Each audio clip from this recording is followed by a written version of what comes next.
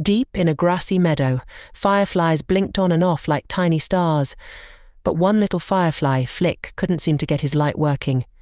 He buzzed around, frustrated, bumping into his friends who were lighting up the night. "Why won't my light turn on?" Flick cried.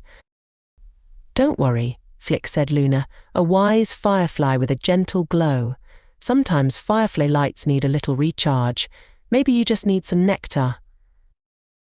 Flick followed Luna to a patch of beautiful wildflowers.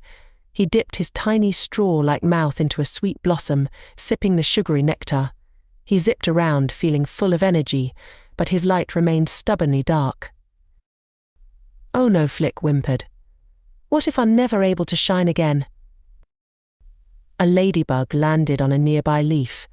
"Have you tried a happy song, little one?" she asked kindly. "Sometimes a joyful tune can help spark a firefly's light." Flick thought for a moment. He closed his eyes and sang a little song his grandma used to sing to him about the twinkling stars.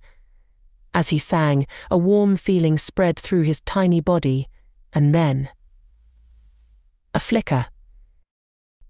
A tiny yellow light blinked on Flick's behind. He gasped.